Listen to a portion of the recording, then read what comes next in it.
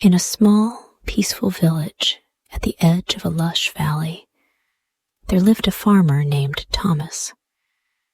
He was a tall, broad-shouldered man with rough hands that had been calloused by years of hard work. His clothes were simple, a faded shirt and pants, worn from constant use. His face had the lines of age and labor, but there was kindness in his brown eyes. He didn't have much, but what he had, he worked for with pride. Thomas had a wife, Clara, who was the heart of their home. She was a woman of remarkable beauty, with dark, flowing hair that cascaded down her back like the rich soil of their farm. Her skin was smooth and fair, and her eyes, the color of the river that ran through the village, sparkled with a light that made every man who crossed her path look twice.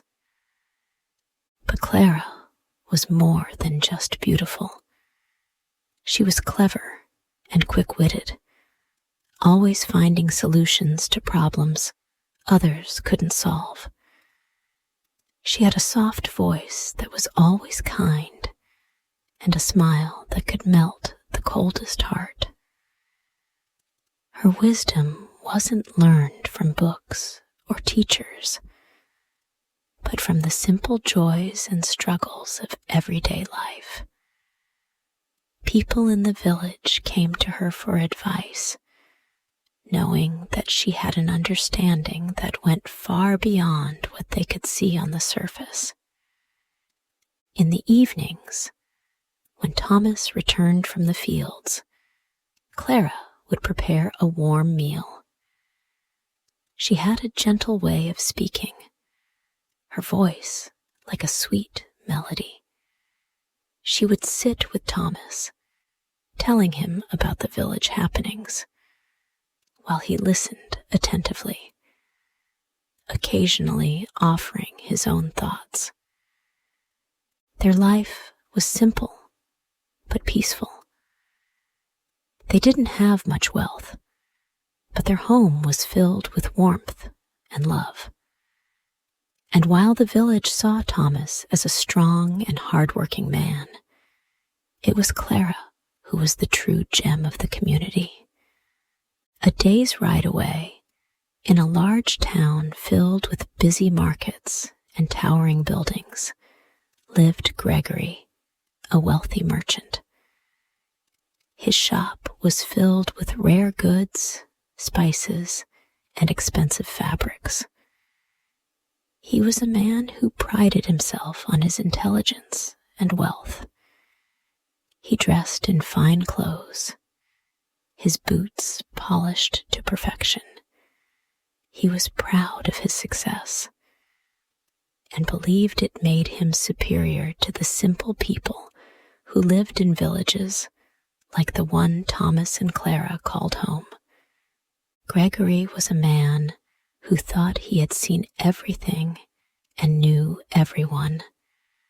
His knowledge of the world was vast, and he enjoyed showing off his wealth to anyone who would listen.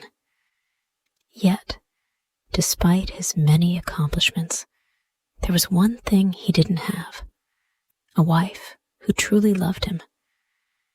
His wife, Maria, was beautiful, with soft blonde hair that shone like gold, and eyes that looked like they had once been full of light, but now only held sadness.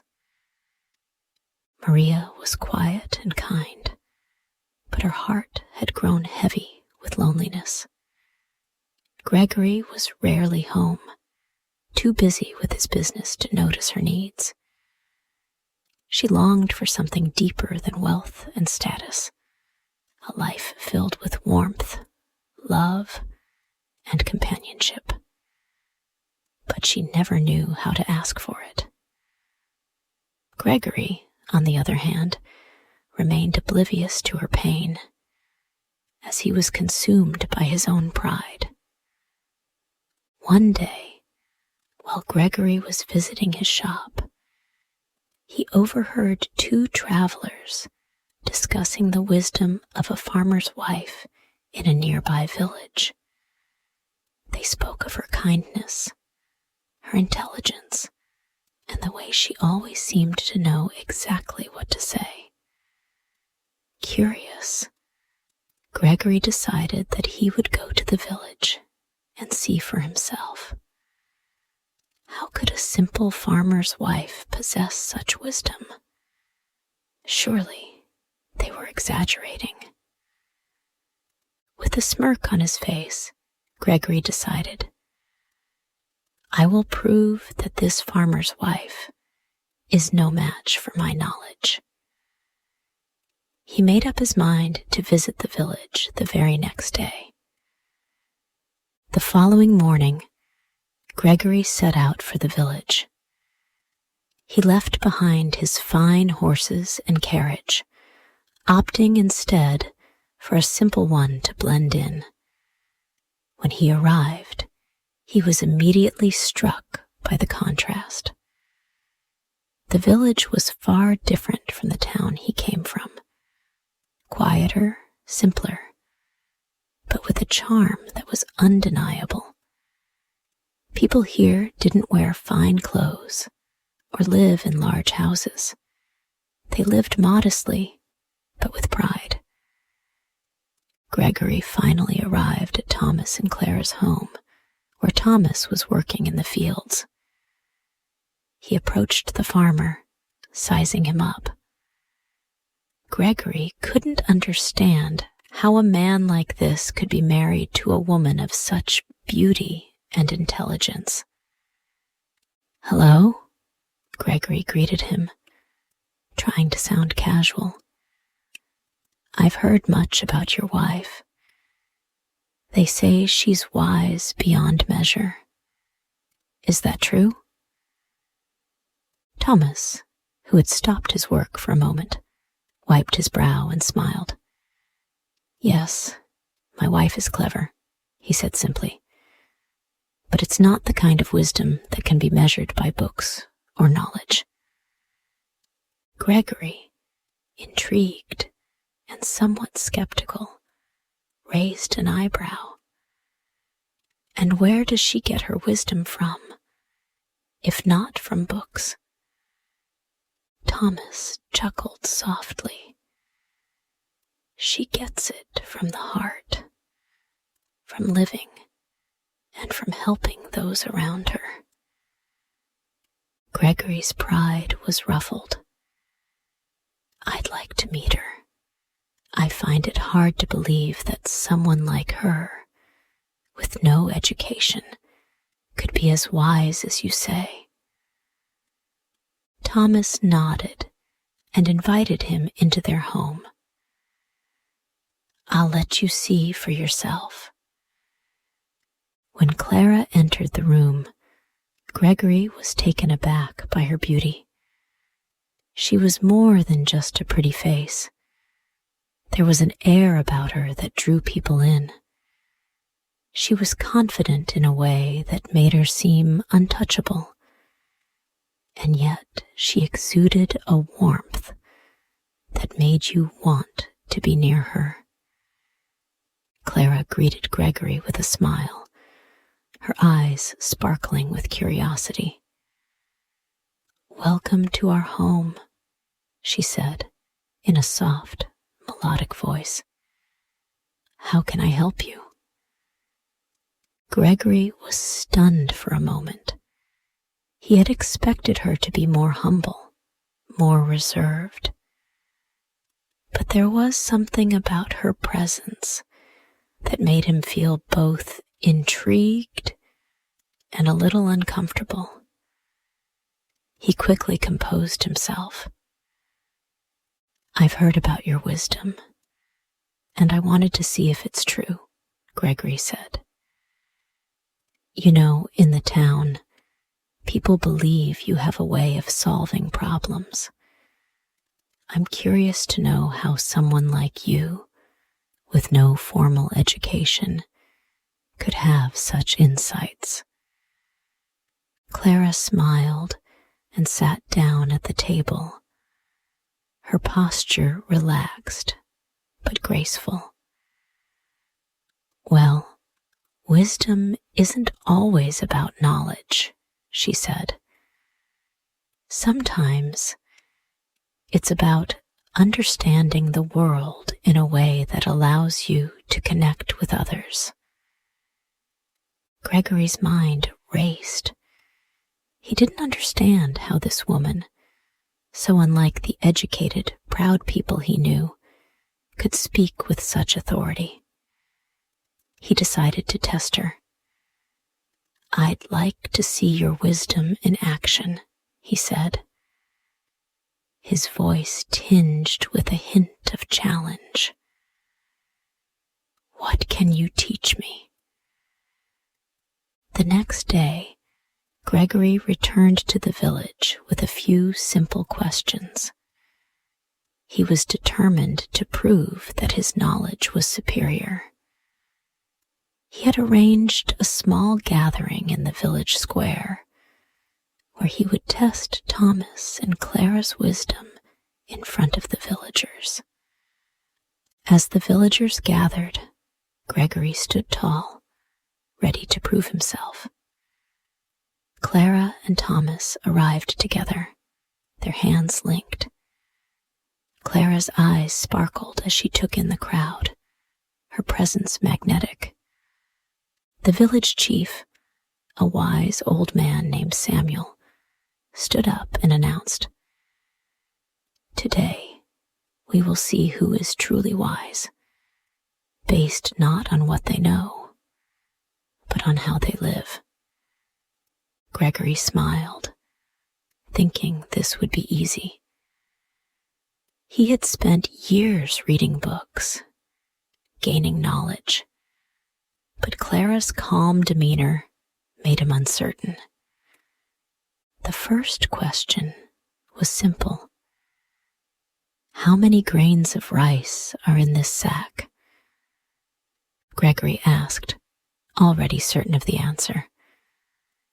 Thomas simply smiled and replied, "I don't know the exact number, but this sack is enough to feed a family for many days." Gregory frowned. This wasn't the answer he expected. The crowd in the village square waited eagerly as the challenge began. Gregory stood tall, a confident smile on his face. Clara and Thomas stood side by side, their expressions calm, as if they were not at all concerned about the questions that would be asked. The village chief, Samuel, looked out over the crowd, his old eyes filled with wisdom. "We will begin with a simple question," he said, turning to Thomas. "Tell me, farmer, how many grains of rice are in this sack?" Gregory held up a sack of rice, which had been carefully weighed and sealed earlier that morning. He watched closely, hoping to catch Thomas off guard. Thomas glanced at the sack, then looked back at the chief.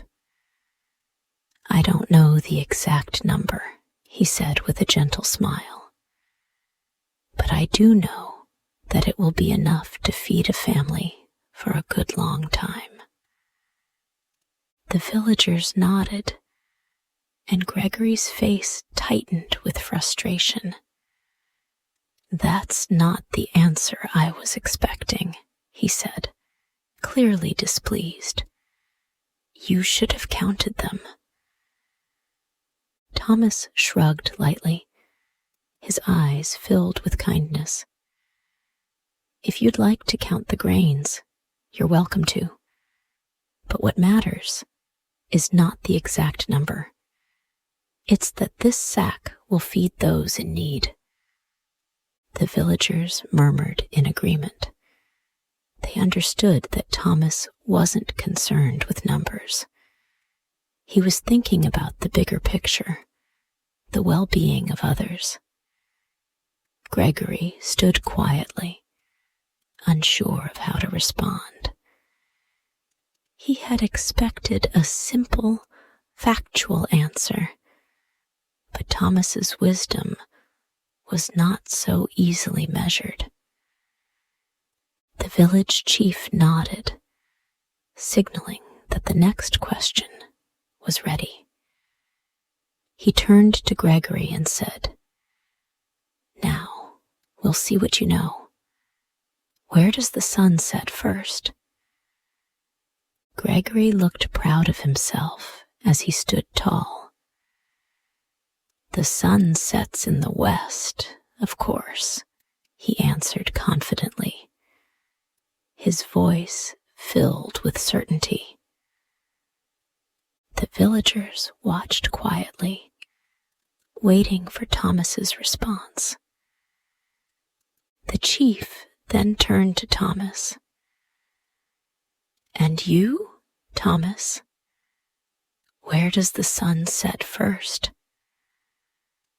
Thomas took a deep breath and smiled at Clara, his eyes softening.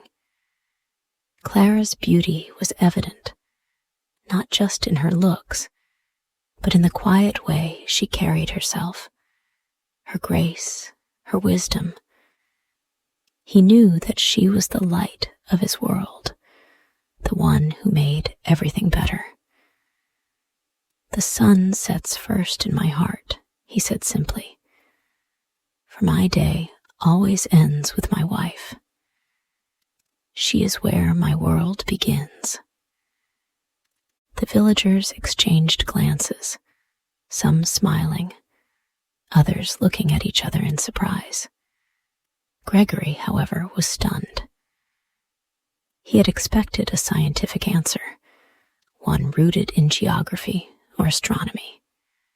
But instead, Thomas had given a deeply personal response, one that spoke to his love and respect for Clara. Gregory stood frozen, unsure of how to reply. He had come expecting to prove his superiority, but now he was beginning to question himself. What mattered more, facts and knowledge, or something deeper? As the day wore on and the challenge continued, Gregory's confidence began to waver. Thomas's answers weren't based on what Gregory had learned in books or seen in the world. Instead, they came from something that Gregory couldn't quite grasp: wisdom, kindness, and love. Gregory had spent his entire life chasing wealth and knowledge. He had convinced himself that these things made him better than others. But now, standing before Thomas and Clara, he was starting to feel small. Gregory looked around at the villagers, who were clearly moved by Thomas's words. They had respected Thomas for years, not because of his wealth or his education, but because of the way he treated people. His generosity, his willingness to help others, and his deep love for Clara had earned him the respect of everyone around him. For the first time, Gregory felt the weight of his arrogance. His wealth, his knowledge, they didn't seem so important now. What had he truly gained by chasing after these things? He had neglected his wife, Maria, and never truly understood the simple joys of life. He had lived with pride and without humility. He turned to Clara, whose presence seemed to glow as she quietly observed the challenge. "You are not just wise," he said, his voice softening. "You are truly remarkable. Clara smiled warmly at him. Wisdom comes from understanding and kindness, she said simply. And everyone has the ability to learn, even if it takes time. Gregory looked at her for a long moment, his thoughts swirling. He realized now that it wasn't enough to be clever or wealthy. What really mattered was the way you treated others, the way you lived your life, and the love you shared with those closest to you. Meanwhile, Maria, Gregory's wife, had been quietly watching from the sidelines. She had heard the challenge and seen the way Gregory had been caught off guard by Thomas's wisdom. She had watched her husband closely, noting the subtle changes in his expressions as he realized how much he had missed. Maria was a beautiful woman with golden hair that shimmered in the sunlight and eyes that reflected a depth of emotion. She'd always been kind and graceful, but there was a sadness in her heart. She had longed for her husband's attention, for his respect, for a deeper connection that had never seemed to come. Now, as she saw Gregory standing in front of Thomas and Clara, she realized something important. Gregory was beginning to change. She could see it in his eyes, in the way he now listened to others with more humility. After the challenge ended, Maria approached Clara, her steps slow and deliberate. Clara greeted her with a smile, sensing the quiet strength in the woman. "I've seen the change in my husband," Maria said softly, "and I'm grateful. I've waited so long for him to see what truly matters." Clara smiled warmly. "It's never too late to learn, Maria. Love and respect are the foundation of everything." Maria nodded, her heart lifting. For the first time in a long while, she felt hope stirring inside her. She knew that with time, she and Gregory could find a new beginning, one built on mutual respect and kindness, just like Thomas and Clara. As the day ended, Gregory walked alongside Thomas and Clara, his steps slower now, more thoughtful. "I came here thinking I had all the answers," he admitted. "But I see now that I have so much more to learn. I was blinded by my pride." Thomas smiled at him. "It's never too late to change, Gregory. The most important thing is that you recognize the truth." Gregory nodded, feeling a weight lift from his shoulders. He had spent so many years chasing the wrong things, but now he understood what truly mattered. He looked at his wife, Maria, who stood a little apart from him, her face filled with a quiet joy. "I'm sorry, Maria," Gregory said, his voice filled with sincerity. "I haven't always been the husband you deserved, but I promise to change." Maria looked at him, a soft smile tugging at the corners of her lips. "I believe you, Gregory," she said gently. "I've always believed in you. And now I can see that you believe in yourself." As they walked home together, the village behind them seemed to glow in the soft light of the setting sun. Gregory had learned a valuable lesson that day, one that would change his life forever. And as for Thomas and Clara, they knew that their wisdom, their love, and their kindness had made a difference.